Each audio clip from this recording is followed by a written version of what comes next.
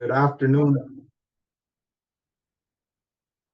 Good afternoon, everybody. I'm Mo Syed, an immigration attorney with Offit Kurman. I'm pleased to welcome you all to our webinar today, which will focus on exploring the National Interest Waiver EB-2 cases. We will jump right into our presentation. We will be using some slides here, and for those of you who are dialing in by phone, we will have the slides available at the end of the webinar. We'll send them out by email so you have them. I want to just start by thanking my panelists, Mr. Bernardo Perez Villa and Jason Conley. They are each highly accomplished experts in their own fields, and we are very lucky to have them join us here today. Bernardo is Senior Innovations Engagement Partner with the Cleveland Clinic, and Jason Conley is Executive Director of OmniAir Consortium. This is part two of a two-part series focusing on national interest waiver cases, and the timing of it is ahead of the November election.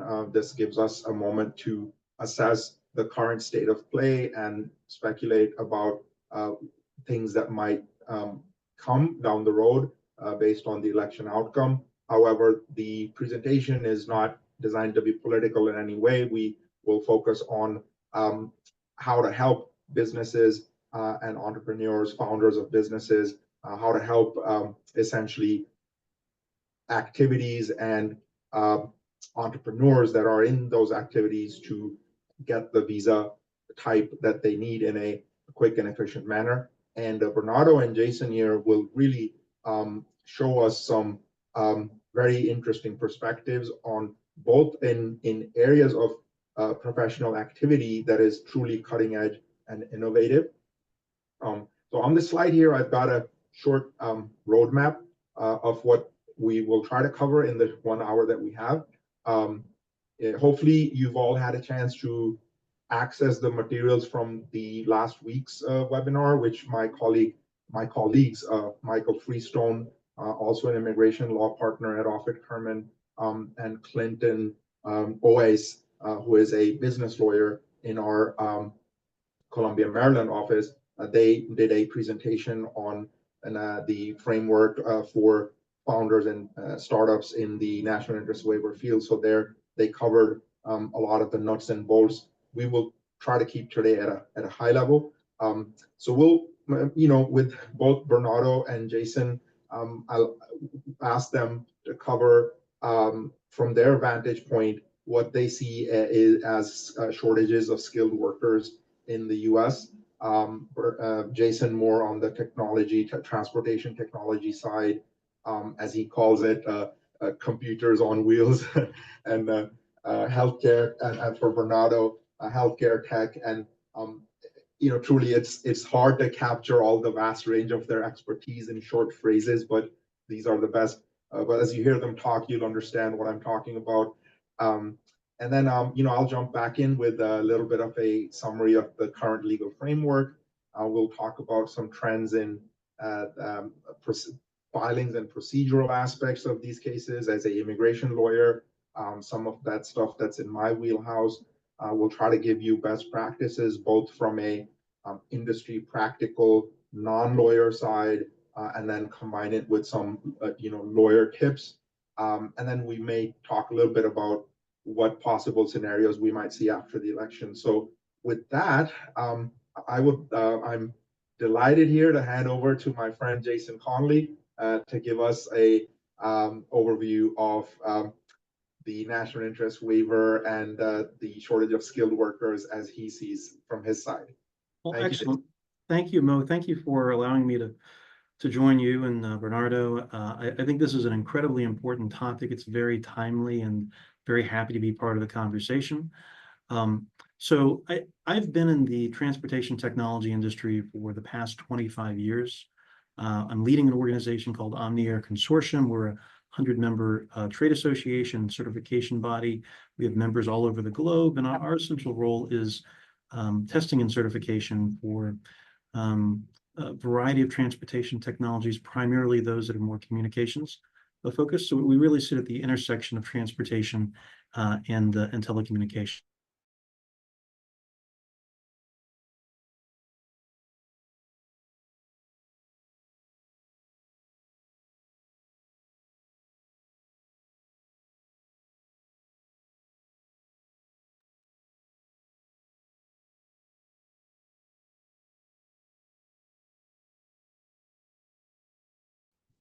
Skill sets that are in strong demand. Every single car that's out there on the road has over 100 million lines of code, or over 1,000 semiconductors in each vehicle's many electronic control units, ECUs, telematics control units. Many of them are connected through cellular networks or peer-to-peer communications that we call cellular V2X. That's sort of our area of specialty. The advent of AI is changing things quite dramatically.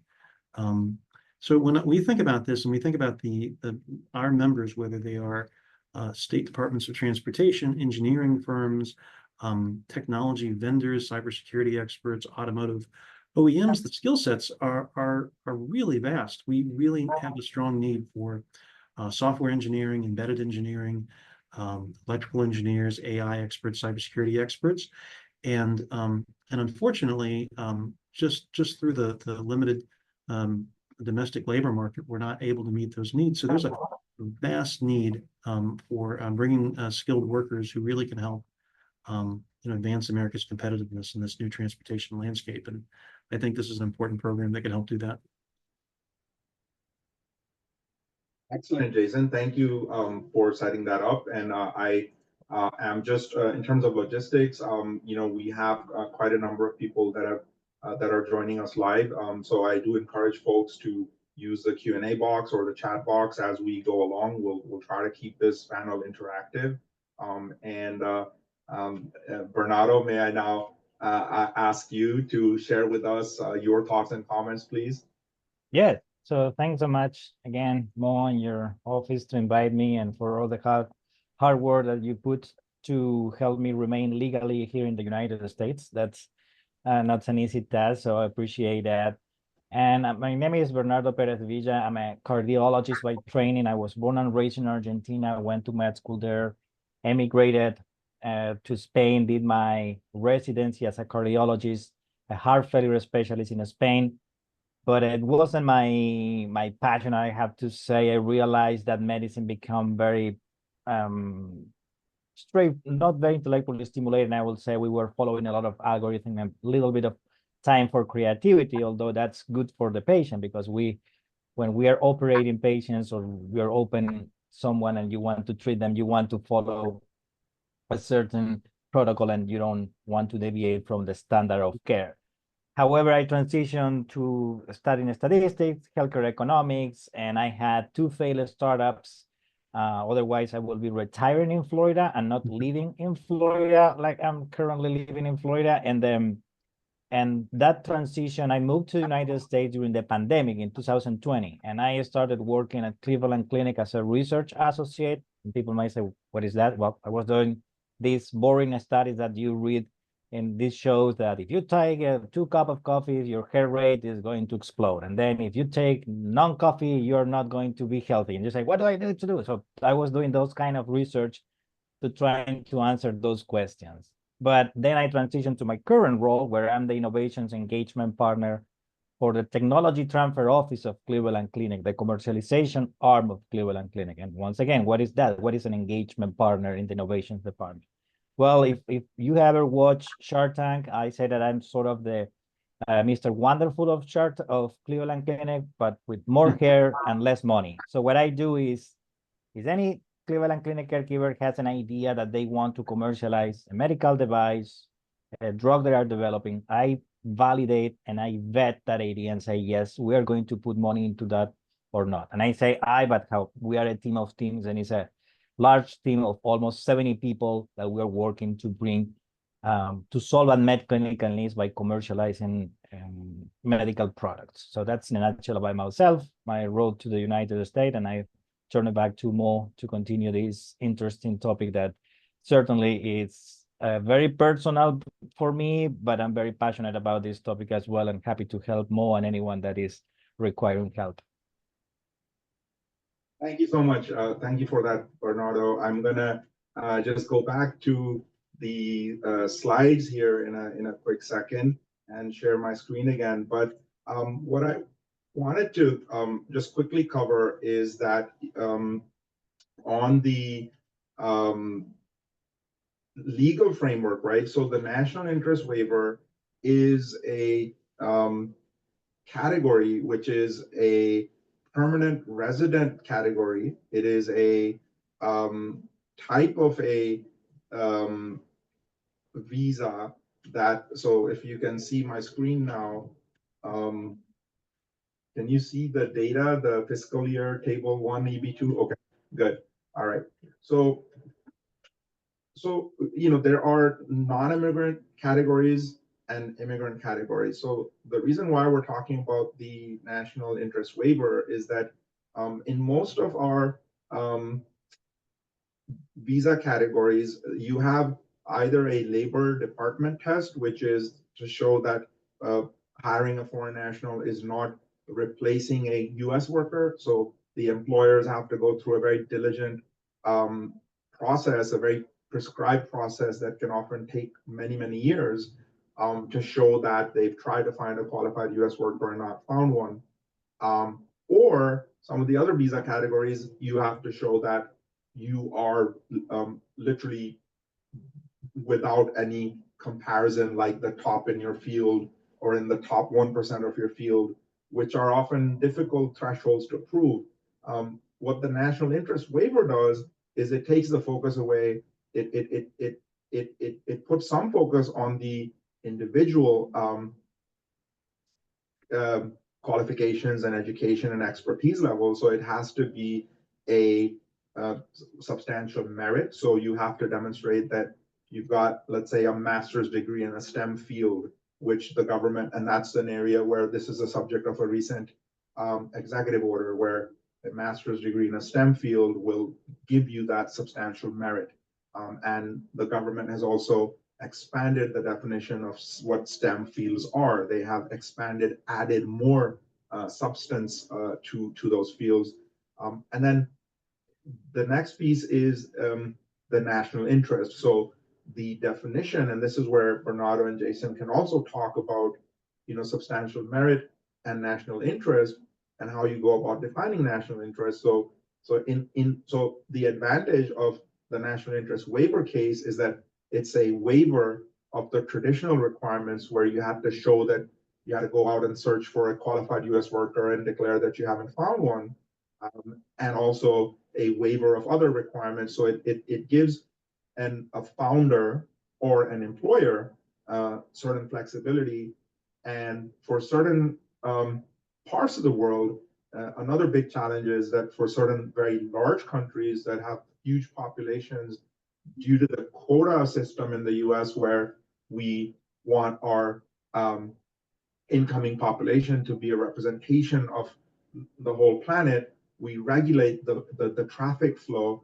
And so for nationals of certain countries, other visa categories are very backlogged. So often you'll hear of Indian and Chinese IT workers that are waiting 10, 15 years for their green cards to process. EB-2 NIW, it helps to speed up some of that because the backlog is not as large as some of these categories. Okay, so anyway, so let me switch to the data that I'm showing. So what's very interesting is if you look at the trends, so the form I-140 is the form that we immigration lawyers use to submit a petition on behalf of, it can be on behalf of an employer, or the important thing is that it can also be on behalf of a self-petitioner. So you don't, which is a non-employer sponsored. If you notice the trends, like the national interest waiver cases, they've steadily gone up. And from 2022 to 2023, you'll see almost they doubled. So they went from like 21,000 to 39,000 in 2023, and then 2024 data is not yet complete. But I believe a big reason for that is the broadening of the definition. Like when I started practicing, my screening threshold for cases, like if Bernardo had come to me and not, I mean, Bernardo would have qualified anyway, but the screening threshold used to be very high. Now, because the clarity, like, okay, if you're a STEM degree holder, master's, you qualify. So, and if you're working in a STEM field, so that clarity in the regulations has taken away some of the discretion that the government examiners have to do a case-by-case assessment. And so, and I think it's combined also by the supply side. Like there are many US universities and colleges that are producing extremely talented graduates that are coming into the job market. And a lot of the innovation in the economy that's happening is in these tech fields. So it's significant that you notice this climb from 2022 to 2023. So with that data, I want to turn back to Bernardo and Jason with a question.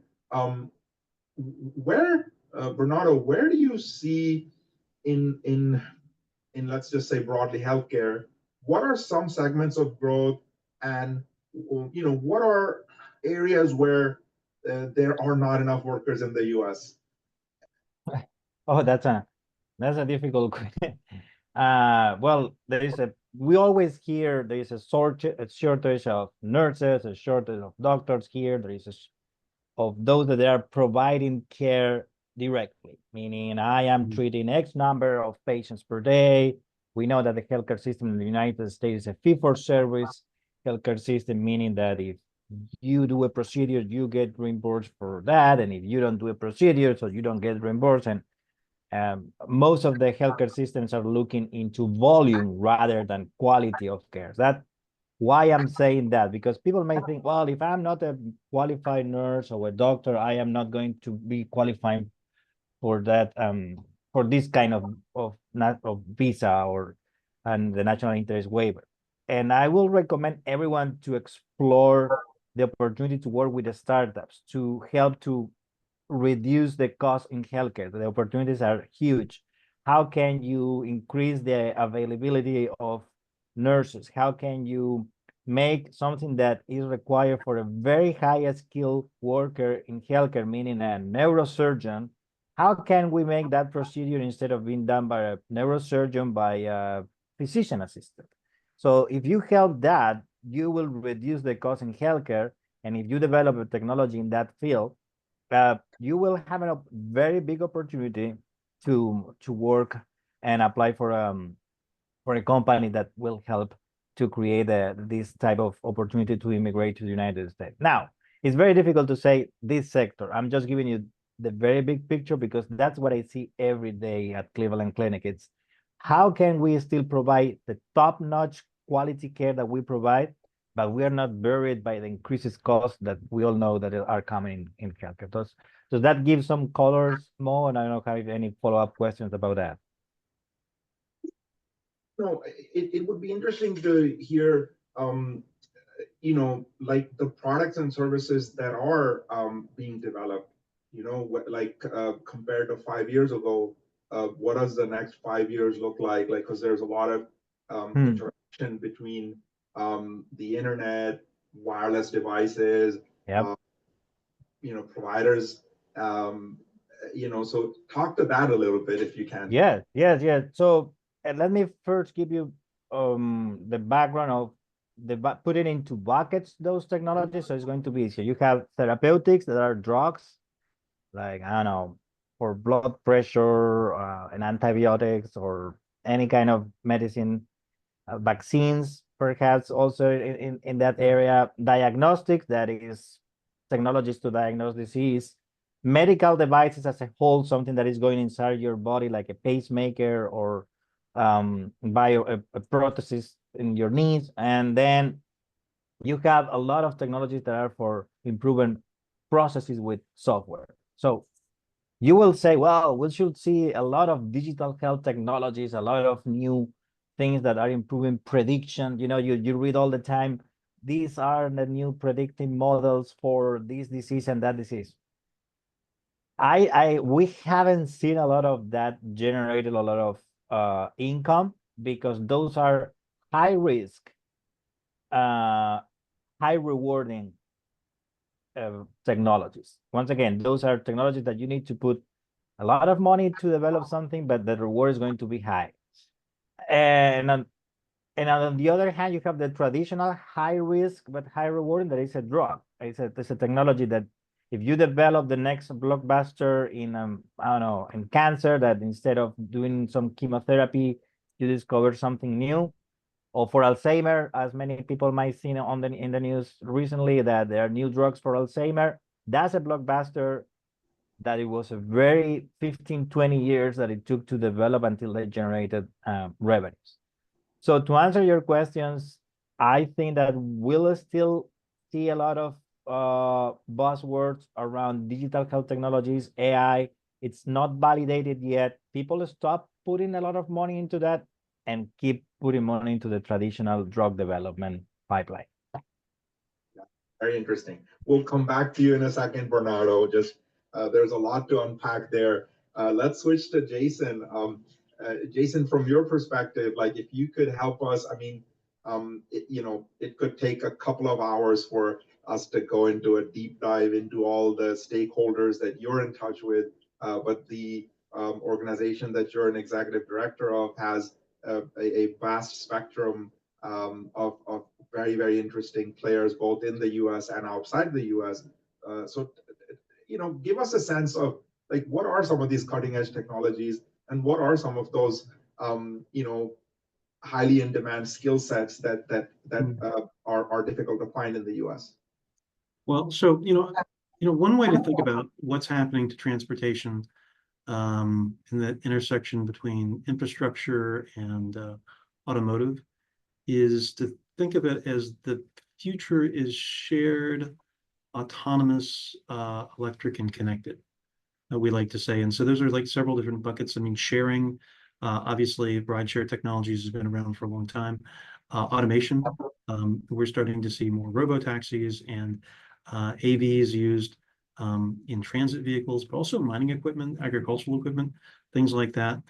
You're starting to see more AI, not just in sort of the vehicle side, but also in infrastructure. So simple as our traffic signals are using AI now to ensure that traffic flows through and that they're synchronized and that flows faster.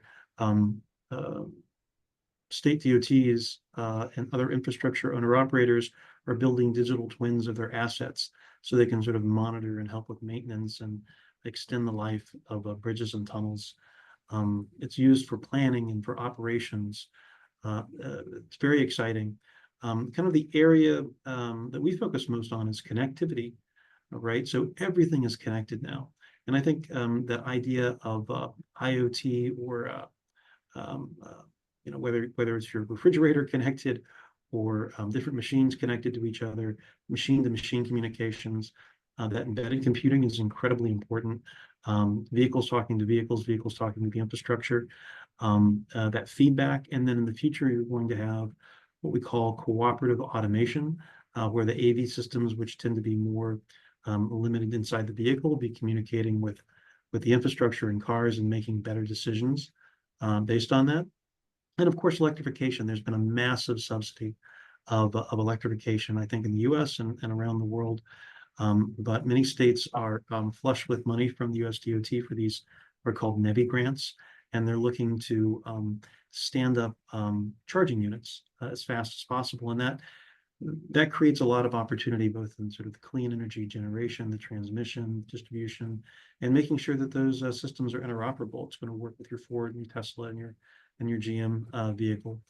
So I think there's opportunities. You know, when I think about the skill sets, it's really, and transportation is competing with other parts of the technology industry, but it's really the bread and butter is software development, computer science, embedded computing, electrical engineering, mechanical engineering, RF engineering, and then cloud architecture, AI. I mean, there are so many areas that this touches. It is a complete revolution, and the existing workforce is not built for that same task.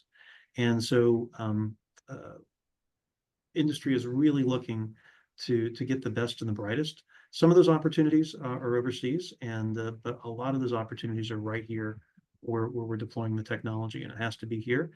And I think there's a strong competition for the right labor. Jason, before we move on, could you talk a little bit about what other countries you see as possessing, like, are there any big players, countries that possess the human resource that we need? And also, I mean, it's a little there's some it's interesting because the world is connected via the internet. We're all working, like an example in my office, like I'm able to have clients that are literally could be in any part of the world, and we're talking to Zoom, and we're able to get stuff done. Well, it's it's really interesting. So I think that there are these industries, similar industries. You'll see a lot of development in China, Israel, oddly enough, even though there's no automotive manufacturer there. There's just a ton of transportation technology startups.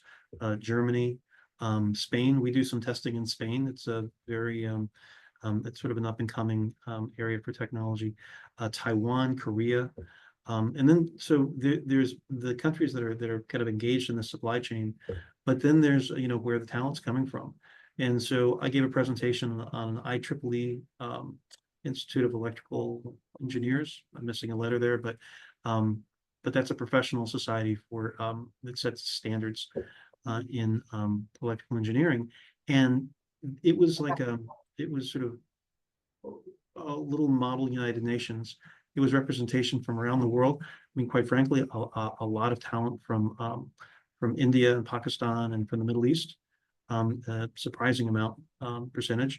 I would say East Asia as well. You're starting to see Southeast Asia, really start developing some of that native talent.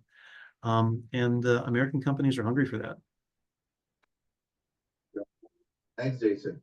So let's Bernardo, now you have a very interesting perspective because you've gone through an amazing educational and professional journey before you got to the point where you are now. It would be, I think the audience would find it very interesting to hear from your perspective as a founder. Talk a little bit about what brought you to the States and where you are now, and in your own assessment of the different visa strategies, like why did you pick NIW, and talk a little bit about how that experience was for you. Yes. So the first part of your question, a little bit about my journey after emigrating from Argentina and going, I had to decide. I was coming to the US to do my residency, or I was going to Spain or other countries I was exploring. And long story short, life sent me to Spain. And to be honest, it was an amazing experience because the quality of life in Spain is great.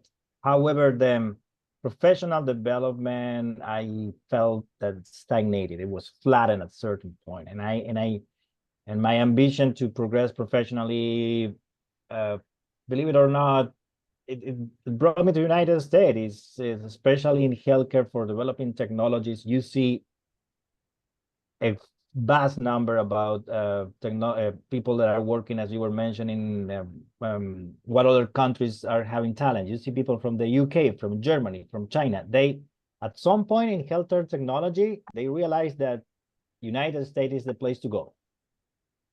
It doesn't, I will tell you that you will see a lot of people that they try to commercialize their technologies in the UK a lot, and they say, it's not working here, but we need to go to United States because the market, the technology is there. So that was, how my journey brought me to United States. It's because the market is here, the mecca is here. Yes, you have Silicon Valley, you have Boston, you have other hubs in technology. I live in South Florida, which Miami is booming right now with health tech. And the second part, why did I go through this type of visa? Well, we had the first conversation, and I remember when I presented this case to you, and you say, well, we need to try to find a way. When I just moved to the US, I had my H-1B visa, and that was a very good visa to start the process for the green card.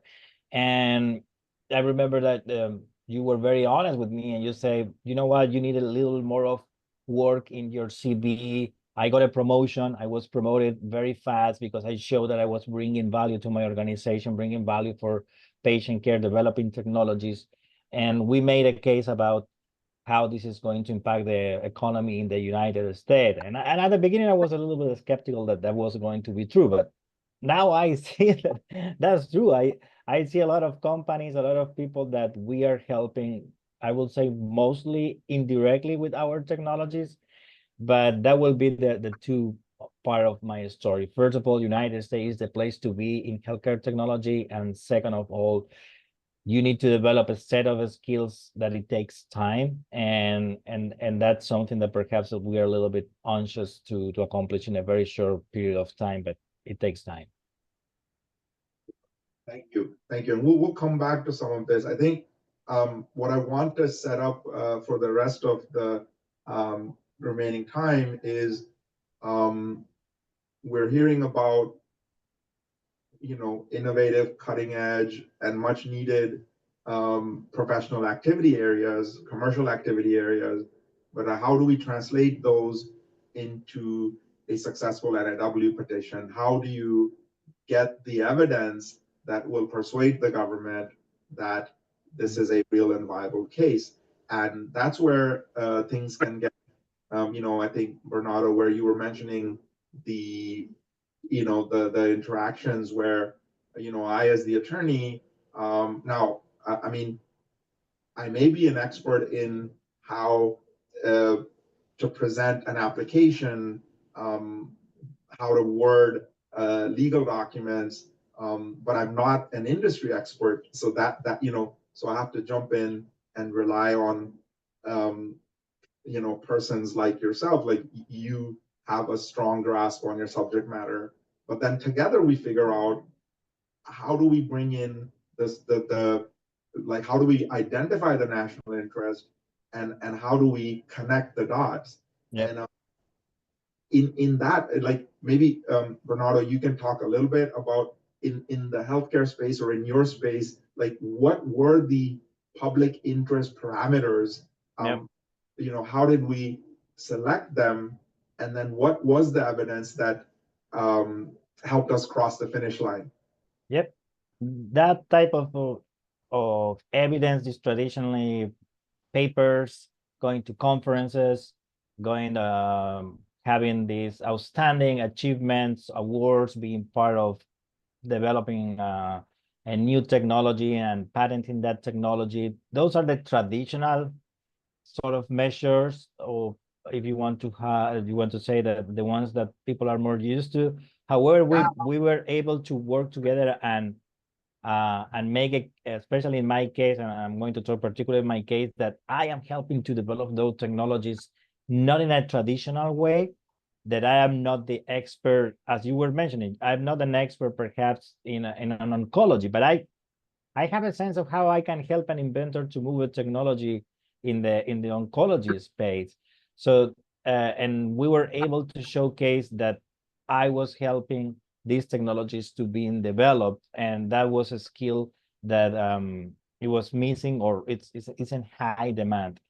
And the second question that you asked me, because in these, when we send the written submission to the government, the letter, we have to identify, a government agency. Yes. So Cleveland Clinic is a large organization. We have a lot of grants that are granted by the research projects by the government. That was extremely helpful. We received a lot of funding from the government thanks to our researchers, that I helped those researchers to bring those ideas into the market. So that's extremely helpful. And then working with leadership hand to hand to foster. Florida wasn't a very big market or in terms of innovation, and I was the first person designated here. So I demonstrated that we helped grow the Florida region in terms of innovation for Cleveland Clinic. So that's also perhaps an also non-traditional way of showing your value. How are you helping the organization, and how you are using external funding to help not only your organization, but the U.S. economy as a whole? Thank you for that, Bernardo. Let me switch to Jason a little bit. Jason, in your space, like, what are the agencies that are kind of leading, or what, like, are there federal or state legislation? Are there targets that the transportation industry is trying to meet? Can you talk a little bit about, like, so when we start defining the national interest, like, what are some of the criteria in your space, and who's setting that criteria? Well, so I'm going to go sort of, narrow, and then I'll go broad, right? So in our narrow area, when we think about connected vehicles, right, the vehicles communicating with vehicles communicating with the infrastructure, the U.S. Department of Transportation in August released a national deployment plan. We're actually having an official from the U.S. DOT talk to our members tomorrow about this plan. And it really lays out this sort of 5-year strategy and all of the different components of that. So to testing and certification, wireless communications, safety, assurance, a lot of different things that are in there. I think that's, if you're really thinking about, if I think I have skill sets that fit in this space, I'd certainly say, read that document. There are also, national strategies that the White House puts out that are much broader. So with like goals like AI safety or cybersecurity. I know those are some really important areas. The US DOT just released this month a AI assurance plan specific to transportation. So when we think about the intersection, I know you mentioned a couple of the areas, whether it's AI or cybersecurity, that are really key, that are really prioritized right now by the US government as areas in the national interest, and those do intersect transportation. And I think if you can frame it that way, that's important. But just to sort of echo on Bernardo's point earlier about going to conferences and papers and things, I think all those things are important. Being part of organizations, whether they're standards development organizations, professional societies, things that are recognized. If you have a nexus with a university, you've done some sort of joint research with that university, or if you've ideally been a graduate student at one of those universities that do some of this funded research, I think that helps, and that also broadens your network. And probably the most important thing as you're framing this is to have, to pick the right counsel with the expertise who's actually seen these cases play out in a practical way, but also who has a strong professional network in various fields. And I mean, Mo, just not to pat you on the back too much, but I think you do impress with your kind of very broad network of people in healthcare and IT and transportation and finance and whatnot. So I think having those connections can help, because they can really help to hone in on some of those industry specific things that we can't all be experts in. So I think that would be my advice. Thank you, Jason. So we are getting some live questions from the audience, and I'm going to take one right now. It's I'll answer part of it, and then parts of it I'll also ask Jason and Bernardo to respond to. So the question is from actually a dear friend of mine, a Harvard graduate, a Kennedy School, former world banker that I've known since my law school years at GW.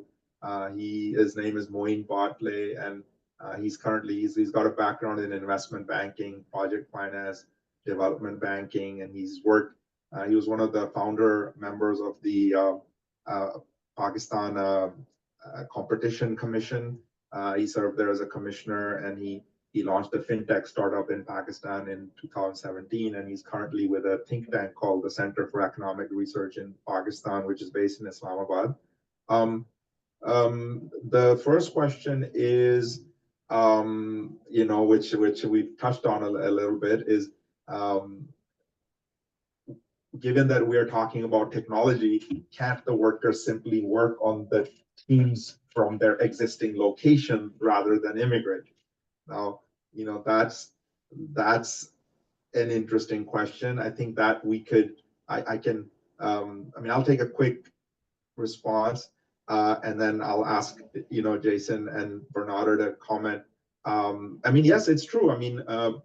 In my immigration work, now increasingly, especially post-pandemic, in some of our visa applications, we have to now actually address that very question. Like, why do you need this person to come to the US to work? Why can't they work remotely from where they are?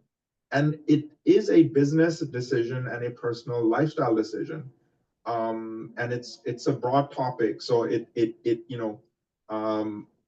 as long as from my job as the US lawyer is to show that there is a business need for this person to be in the US.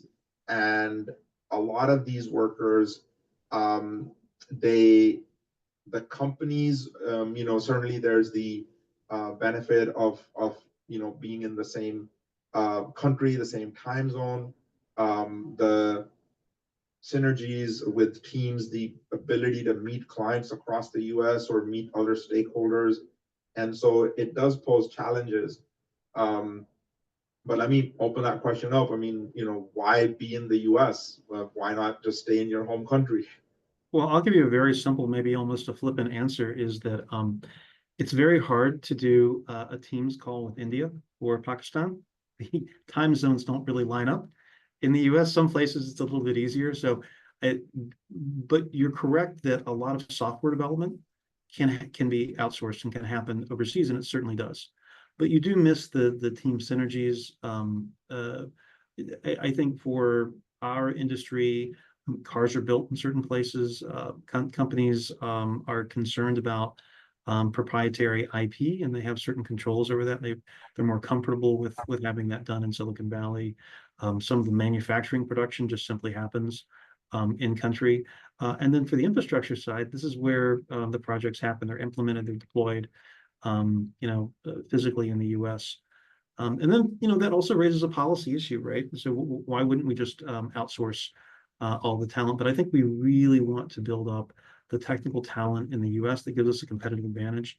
But I think we also want people to invest in the American economy, right? Bring those skills and maybe start the next great company. And we, for selfish reasons, rather have that here than Islamabad or Bangalore. We kind of want to have that innovation continuing in the US, and having the right talent here is a big part of that. Yep. What do you think? I echo what Jason was saying completely, and I will give you perhaps a little bit of the other side, more going towards, we need people here in the US, especially if you need to do some research, that you need to go to the lab, you need to do an experiment, you need to develop a prototype, you need to go and work with your team. Even myself, that I work fully remote, I need to go to main campus in Cleveland and have meetings with my teams there to create a culture of innovation, to create a culture of a teams. And it's very difficult, even working, as Jason was saying, within the United States, in the Pacific, when you're working with someone in California, that they are 3 hours away from the East Coast in the time zone difference. It can be a little, it's not very difficult, but I've noticed when we started, I remember a project that we're working with someone in California, and we were so productive when we were in a room during 4 hours, and more than all these meeting back and forth emails than rather just sending email. And what can I tell you? I live in Florida. I can't complain about the weather. Well, we have a hurricane that is coming, that is going to the other side. So I cannot complain about that. But it's true what Jason was saying, that we also want to contribute to the economy of the United States, and keep it more as a team here inside will help you to create a culture is very, very important. It doesn't mean that we cannot have some pieces, but eventually it pays off to be in person and close to your team. Thank you for that. And another question Moin had is there forecasting done on labor demand in different health and transport tech fields? What is the forecast for the next 2 to 4 years? So I'll just quickly answer that, and then just real quick from both you and Jason, I'd like to hear from your side. Yes, I mean, the Department of Labor has a lot of statistics. There are fields, you know, that have been determined to be in shortage. That, you know, and there are multiple surveys, and so we use these surveys to help advance our cases. So there are multiple private sector organizations, trade associations that are on top of the data, and you know, certainly a lot of it is sort of in the realm of economists and forecasting and academic expertise. But I guess maybe you know, Jason, you want to talk a little bit from the transportation tech side, like who's doing the studies, who's doing the forecast for the next short and long term, and then same question. Certainly there are elements within the USDOT that do this sort of, you know, looking at, you know, labor needs and, you know, what's next. I know that the Transportation Research Board, which is, I think, under the National Academy of Sciences, does some good work in that area. Bureau of Transportation Statistics, Bureau of Labor Statistics. Sometimes, you know, if you look at the broad surveys, when they talk about transportation workers, it doesn't quite get it what we're doing. It's looking at sort of, you know, truck drivers and, you know, train operators and things like that. And it's not exactly the same thing. But I do think that availing yourself of some of the statistics that are gathered by trade associations, especially those that are advocating for skills-based immigration, can be helpful. So I know I formerly worked at the U.S. Chamber of Commerce. They had a Center for Immigration Reform, and they were very good about this sort of thing. And there's, you know, a number of others that kind of get into that area and can be helpful. From my side, I am not very familiar, or as much as you, Mo, and Jason are, with the statistics that are provided by the U.S. government. Yes, it's obvious that there's a shortage of nurses and medical doctors, primary care physicians. Usually it's something that the United States has been relying on different countries, especially from the Caribbean, and they have been modifications in how they are approved to come and work in the United States. And from a technology development place, I can tell you that engineers, it's always something that we need. And software engineers, that is something that is lacking all the time. IP people, cybersecurity in healthcare is something that is trending, I would say, right now. It's is becoming of massive interest in, especially Cleveland Clinic has been investing a lot in cybersecurity, and obviously the piece of how to implement, how to improve workflows and help with automation, as Jason was also alluding in his sector. In healthcare, we are also trying to automate a lot of repetitive tasks that impact the morale of the team, and people they don't want to keep doing these repetitive tasks. They want to do creative work. Yeah, thank you so much. So let me switch gears a little bit. Okay, so this is the moment that we're in. It's incredible how quickly time flies. I realize we're into our last 10 minutes here.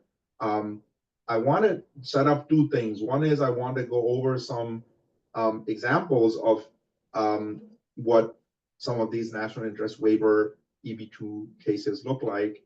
And on the current slide, I'm showing some actual cases that we've been working on recently of success stories.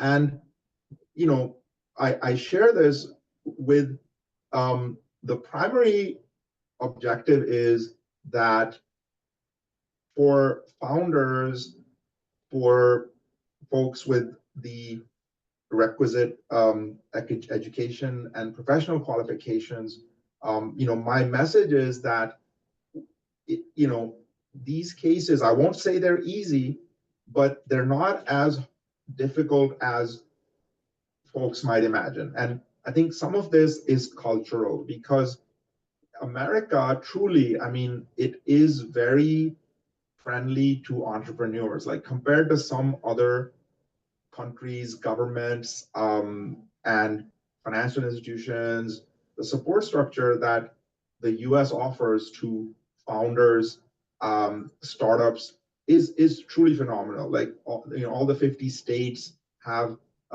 economic development agencies. There's a small business administration, and trade associations like what Jason's part of, and Bernardo, I'm sure, is connected to a whole network of schools and universities that help with basic startup activities. And so many very smart people that are in other countries, what part of my job is to sort of educate them is like, hey, you know what, you don't try to do this as an employee. Like, you're searching for a job, fine, keep searching for a job, that's great, but you can actually do this on your own.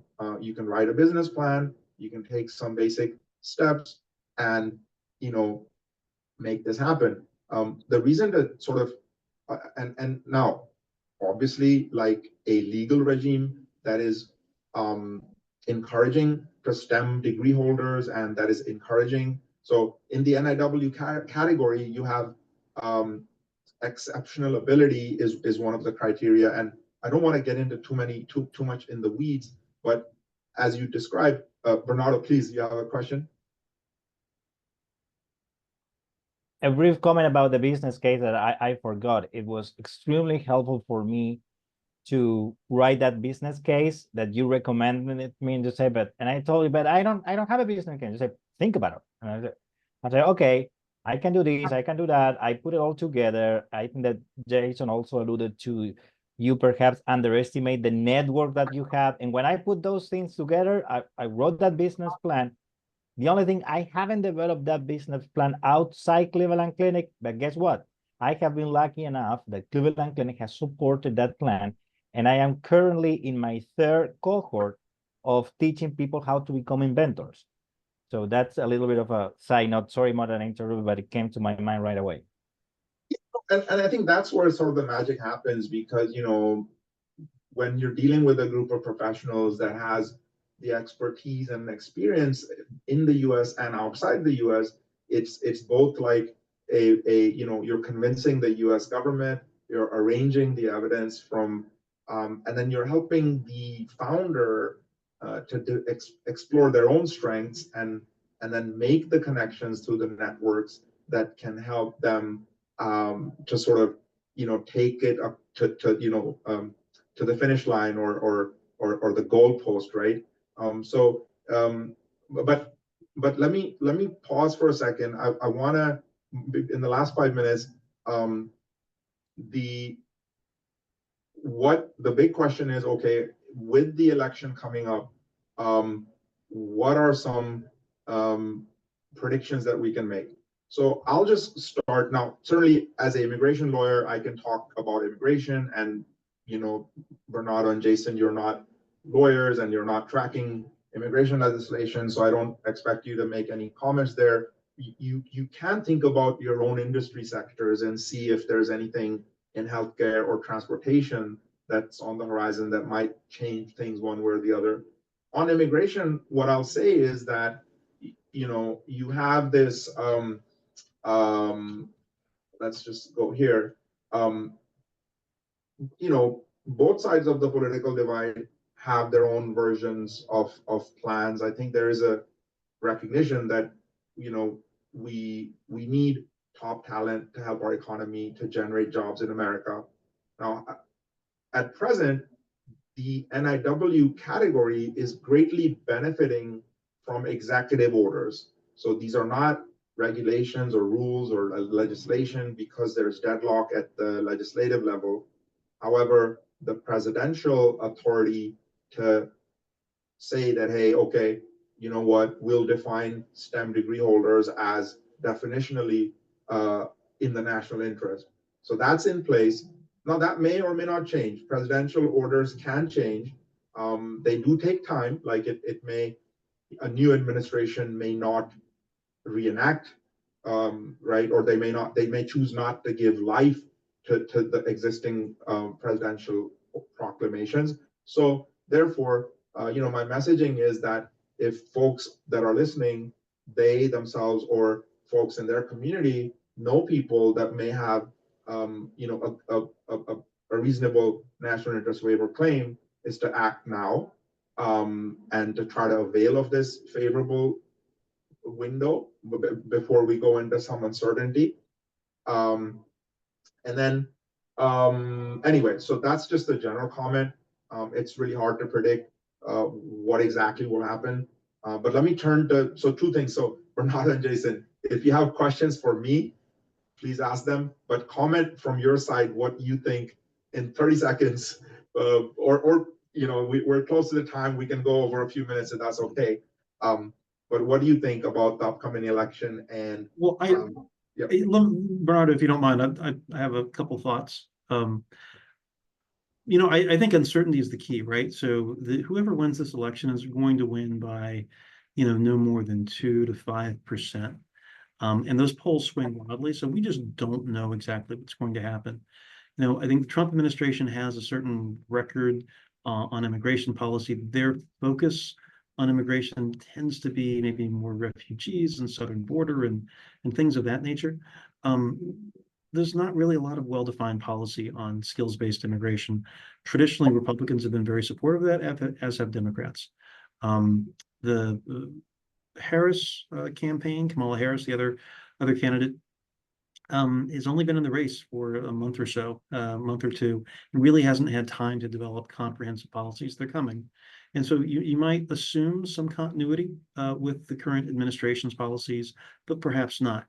I think the most important thing is to kind of come back to the point that Mo made, is it's a favorable environment right now.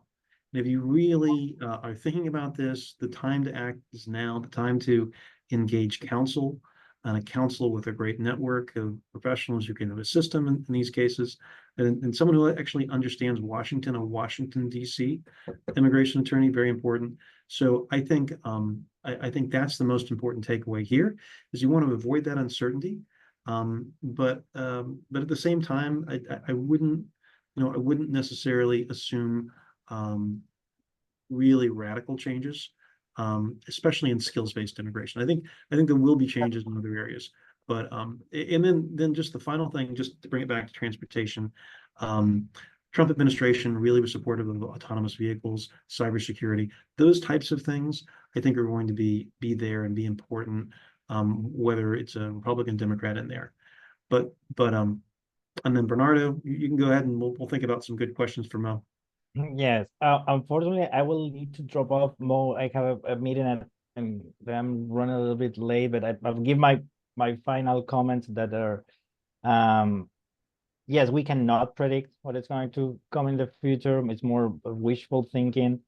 And in my sector, with 20% of the GDP that is only going to spend in healthcare, you need to innovate. You need to do something, because as Jason and Mo were alluding, the political changes, that they take a lot of time. And sometimes if we can create new technologies, if we find, and if there is a place where this is going to happen, it's here in the United States, new ways, new technologies that can help saving costs, improving healthcare.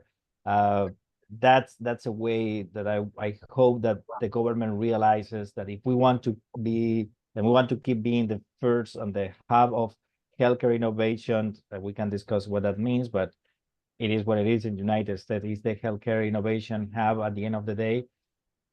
You need to bring talent and allow people from different countries to match that supply and demand, as Mo was mentioned at the beginning. And that's my wishful thinking. So hopefully people say, well, either we match that supply and demand with internal talent, and if we cannot do it, we need to bring people from outside. Thank you. So last, do you have any questions for me? And then we'll Well, Mo, let me ask you a question. It's not one of the suggested questions, but I'm going to ask it anyway. So today you posted on LinkedIn about what Canada has been doing successfully to kind of poach some of the better talent for coming from H-1B applicants. And I was thinking about this because I have a friend who was a CEO, he was the COO of a computer vision AI startup, and their AI lab they had to set up in Vancouver because they just couldn't quite get the talent down in Silicon Valley because of some of the immigration issues. And I think about that, and that probably plays out across the economy. What is Canada doing that's different that we might want to think about here in the U.S. that maybe we want to be smarter about how we approach immigration policy? What are your thoughts there? Yeah, definitely. I mean, two things. I think a lot of other countries like Canada have been nimble and quick to adapt to change. The US, unfortunately, we haven't had a major business side immigration law and regulation revision in a long time. Like our regulations are decades old. So how business is done, like the post-pandemic reality of working remotely and businesses being formed with very little startup capital. That's one disadvantage that the US has right now, is that for founders and startup companies, the threshold for demonstrating a viable operational business requires a lot of startup investment into brick and mortar office space type. You have to sort of overcome this presumption that, we have a virtual office, we don't need a physical office space. You actually have to demonstrate why you don't need a physical office space. That, and that kind of carries over. So it's a little bit of we need to update our laws. Now, the other problem is the quotas, like the H-1B cap to me, just personally, it is set at I graduated law school in 2000 and I got into H-1B. That was 2000. Our economy back then, the cap is 85,000 H-1Bs per year.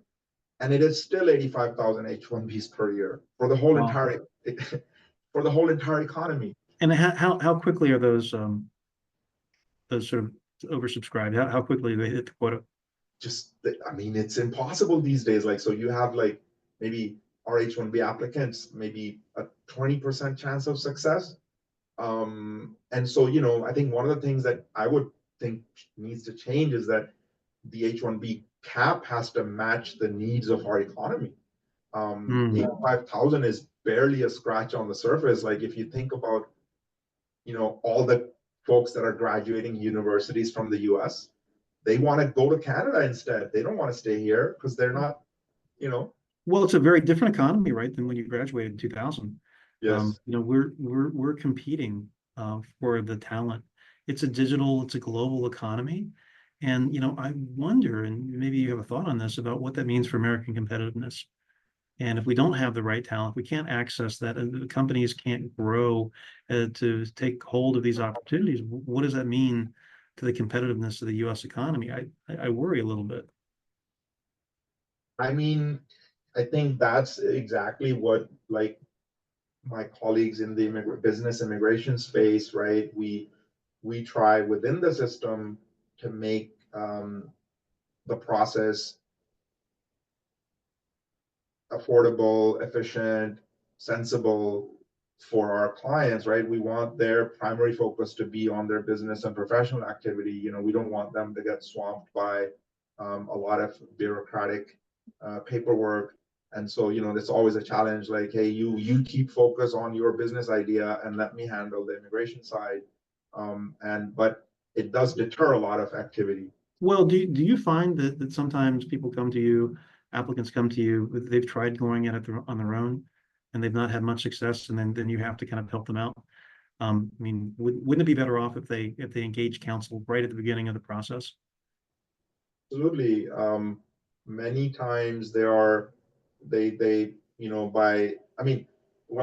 of the things I wanted to raise was the use of AI. So, like, there are AI models out there where a potential founder can go on an AI platform. There are these gimmicky, and some of them are very legit. I don't want to like downplay like that AI is playing a very good role, but this do-it-yourself kind of mentality. A lot of folks want to. and I understand it, like people have limited resources and lawyers are expensive. But it's like what they say about like a doctor, like, prevention is better than cure. So I would at least recommend like a 1 hour consultation, run the business idea by an immigration lawyer, and let them help you decide some important strategy items, and at least let them guide you in preparing and submitting the application. I think that's so important, right? Not enough prospective clients really understand the value of that consultation. It will help you as the potential client to kind of frame, maybe it reframes how you think about this how you're going to approach the immigration question. So I think that consultation, everybody should really avail themselves of it. And I just know from firsthand experience, having trusted counsel is so incredibly important. And Mo, I just wanted to thank you again for allowing me to be part of this. I'm happy to help however I can. If people have questions about our sort of narrow technology space, I'm happy to just connect with me on LinkedIn. Happy to chat with anybody here. You are so welcome, Jason. Well, we are a little bit past our time. Jason, thank you so much for participating, and thank you to Bernardo. I want to thank my own our staff and marketing team here at Offit Kurman that has been very helpful in putting everything together. I'll just end with the last thought is that I think we're all invested in a better future for our country and our planet, to help those that are innovating and driving prosperity. And so we all are sort of players in the same space, right? And it's really interesting to connect with others in this area. So thank you again for your time. Thanks to the audience for listening in. We will send out the recording of this program. Please share it with others that you think might benefit. There was a part 1 last week, so please email me if you want a copy of it. And if you have ideas for other topic, discussions, send them to us. And as always, thank you so much for support and encouragement. And I hope that you have some takeaways that can provide some meaningful help to whatever it is that you're trying to do. Thank you from Offit Kurman and all of us here. Take care. Have a great day. Thank you. Bye.